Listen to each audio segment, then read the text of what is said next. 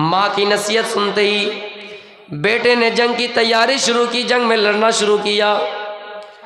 मेरे प्यारे साथियों, लड़ते गए और चारों के चारों बेटे शहीद कर दिए गए। जब हजरत खनसा के पास एक खबर आई कि माँ तुम्हारे चार बेटे शहीद कर दिए गए, माँ ने अल्लाह का शुक्र अदा किया, कहा कि अल्लाह का शुक्र है, अल्हम्दुलिल्लाह। पढ़ा।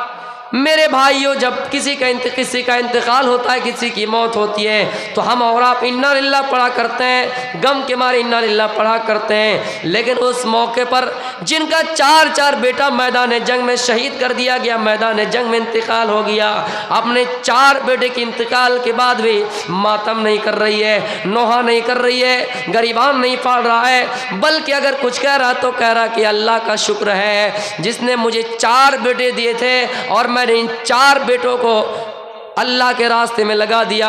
लोगों ने पूछा, माँ क्या बात है, आपके 4 जवान बेटे शहीद कर दिए गए और आप इन 4 बेटे की मौत पर रो नहीं रहे हैं, आप मातम नहीं कर रहे बल्कि अल्लाह का शुक्र कर रहे हैं, अल्लाह का शुक्रिया मना रहे हैं, खुदा का शुक्रिया मना रहे हैं, अल्लाह का शुक्रिया मना रहे हैं। मेरे प्यारे साथियों, लफ्ज़ खुदा इस्तेमाल नहीं होता है, लेकिन जगह जगह पे ये अल्फाज निकल जाता है। मेरे प्यारे साथियों, उसने कहा अल्लाह का शुक्र है। लोगों ने कहा क्या बात है, क्या आप रोने की जगह खुश हो रहे हैं? तो उसने कहा लोगों, क़यामत के दिन जब अल्लाह मुझसे सवाल करे, अल्लाह मेरा हिसाब ले, अल्लाह मुझसे हिसाब व किताब ले और कहे खनसा मैंने तुमको दुनिया में 4 लड़के दिए थे, 4 बेटे दिए थे, ये बताओ कि तुमने अपने 4 बेटों को किस राह में लगाया? 4 बेटे दिए थे, बताओ किस राह में लगाया?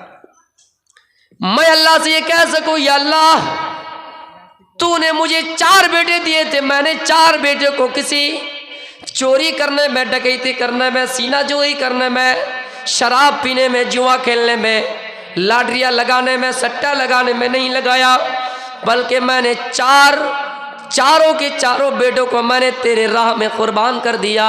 मेरे 4 बेटे की कुर्बानी कबूल कर ले। अल्लाह से मैं ये कह सकूं, आए अल्लाह मैंने इन 4 बेटों को तेरे राह में लगा दिया और मैं इसलिए खुश हो रही, इसलिए अल्लाह का शुक्रिया मना रही हूँ। अल्लाह जब मुझसे सवाल करे तो मैं अल्लाह को खुशी खुशी जवाब दे सकूँ और मैं इन सवाल का जवाब दे सकूँ और अपने मकसद में कामयाब हो सकूँ। मेरे प्यारे साथियों, उस ज़माने की माएँ थी जो हमेशा अपने बेटों को नसीहत कर रही थी, वो मेरा बेटा मैदान में जंग में जा रहे हो लेकिन पीठ फिर कर भाग मत जाना। लेकिन हम अगर कहीं भेजते हैं प्रोटेस्ट के मौके पर, किसी मौके पर, तो अपने बेटे से ही कहते बेटा पीछे रहना, जब ये FIR दर्ज हो तो तुम्हारा नाम उसमें ना आए, जब गोलियां चलाई जाए तो तुम पीछे हट जाना, वो गोलियां तुम्हारे जिस्म पे ना लगे। हमें और आपको इस्लाम की कदर नहीं है। आइए उस अंसारी सहाबिया की वाक़ई की तरफ, जिनका बाप भी मैदान जंग में शामिल है, जिनका बेटा भी मैदान जंग में शामिल है, जिनका भाई भी, जिनका शौहर भी, ये बूढ़ी हो चुकी है, अपने 4 रिश्तेदारों के साथ आए, आले खाना के साथ आई हुई है। बारी बारी खबर आती है, माँ मैदान जंग में तुम्हारा शौहर इंतकाल कर गया है। माँ कहती है कि मुझे कोई परवाह नहीं, जनाबी मोहम्मदुर रसूलुल्लाह कैसे हैं, मोहम्मदुर रसूलुल्लाह सल्लल्लाहु अलैहि वसल्लम कैसे हैं? लोगों ने बताया कि वो अभी ठीक है। फिर खबर आई कि तुम्हारा बेटा इंतकाल कर गया है।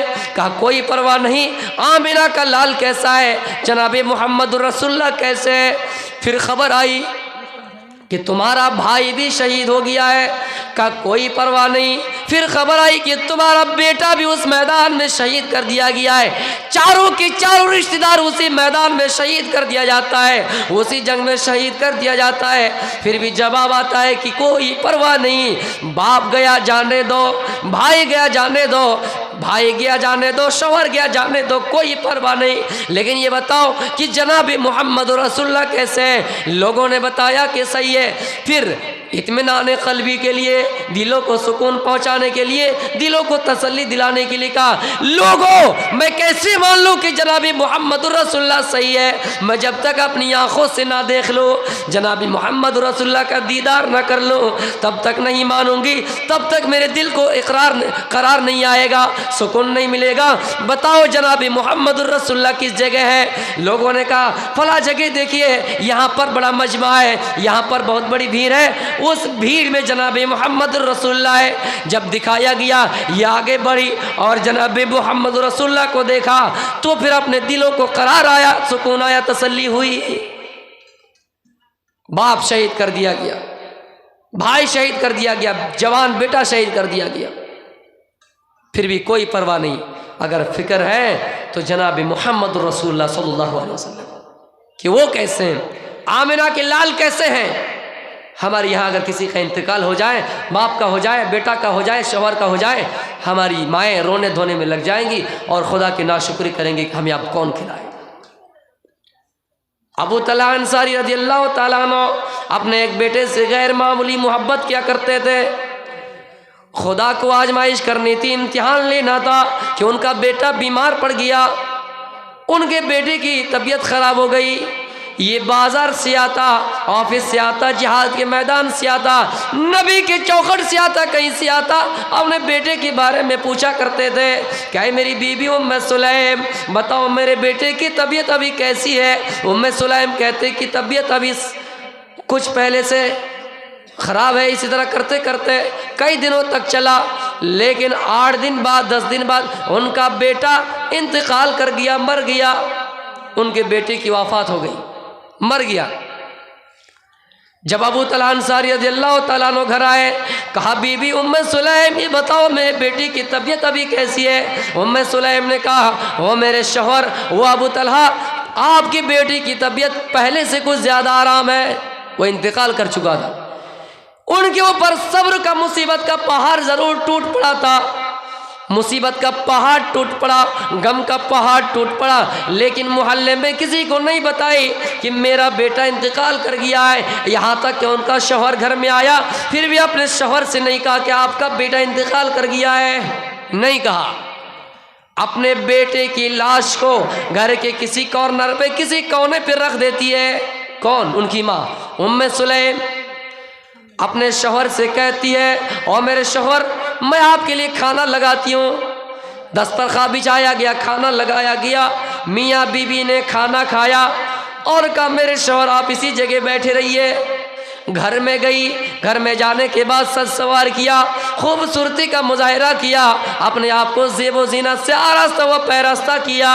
उसके बाद अपने शौहर के सामने आई, अपने शौहर से बातें करने लगी, मीठी मीठी बातें करने लगी, अपने शौहर के दिल को बहलाने फुसलाने में लग गई, ताकि उनके शौहर को उनके बेटे की याद ना आए, ताकि उनके शौहर को उनके बेटे का नाम ना आए, नाम ना ले पाए। उनको भुलाने के लिए, उनको भुलाने के लिए क्या किया? मीठी मीठी बातें करने लगी, ज़ेबो ज़ीनत से आरास्ता व पैरास्ता होकर आई, खूबसूरत बन के आई, ताकि उनके शौहर का दिल बहल जाए और अपने बेटे के बारे में ना पूछे। रात गुजर गई, सुबह दोनों फजर की नमाज़ पढ़ी। फजर की नमाज़ पढ़ने के बाद अपने शौहर से कहती है और मेरे शौहर एक बात बताइए, अगर ये कुशियार गांव वाला इस गांव फला तालबोना वाले के पास कोई चीज़ अमानत रखे, कोई सामान अमानत के तौर पर रखे, तो क्या तालबोना वाले को उस अमानत को वापस करने में हिल हुज्जत होंगे? झगड़े की बात है? कहा नहीं, जैसे अमानत दे वैसे अमानत वापस करनी चाहिए। और मेरे शौहर जब आप जानते ही कि अमानत कोई अगर किसी के पास रखे उसको वैसे ही वापस करनी चाहिए, तो सुनिए अल्लाह ने आपको अमानत दी थी, अल्लाह ने आपको अमानत दी थी। क्या दी थी? अल्लाह ने आपको अमानत दी थी, अल्लाह ने आपको बेटा दिया था, वो अल्लाह की अमानत थी। अल्लाह ने कल रात शाम को आपसे वो अमानत वापस ले ली, यानी आपका बेटा इंतकाल कर गया अबू तलहा कहने लगे, ओ उम्मे सुलैम, आपने रात में क्यों नहीं बताई? आपने रात में क्यों नहीं बोला? आपने रात में ये खबर मुझे क्यों नहीं दी? ओ मेरी बीवी उम्मे सुलैम, रात में मेरा बच्चा इंतकाल कर गया, पूरी रात गुजर गई, लेकिन आपने नहीं बताया, क्या बात है? उम्मे सुलैम कहती है, ओ मेरे शौहर, आपका गुस्सा ना मेरे ऊपर वाजिब होता है, आप मेरे ऊपर गुस्सा आइए, लेकिन एक बात सुनिए, मैंने इसलिए आपको शाम के वक्त नहीं बताई क्योंकि अगर मैं शाम को बता देती आप रोने धोने में लग जाते, आप उसी की तदबीर व तजहीज़ का इंतज़ाम करने लगते, आप खाना भी नहीं खाते, रात में आराम से भी नहीं सोते, इसलिए मैं मुनासिब समझा कि आपको रात में ना बताओ, सुबह बताओ। जिस तरह मैंने सब्र किया है, अपनी औलाद पर सब्र किया है, अपने बेटे पर सब्र किया है, मैं अल्लाह से ये दुआ करती रही कि अल्लाह, जिस तरह मुझे अपने बेटे पर सब्र हुआ, मेरे शौहर को भी अपने बेटे पर सब्र हो जाए और अल्लाह ताला इसका सिला उस दुनिया में दे। मेरे प्यारे साथियों, फिर उसको दफन किया गया, उसके लड़के को दफन कर दिया गया। ये खबर अल्लाह के रसूल के पास पहुंचाई गई, ये माजरा अल्लाह के रसूल को सुनाया गया।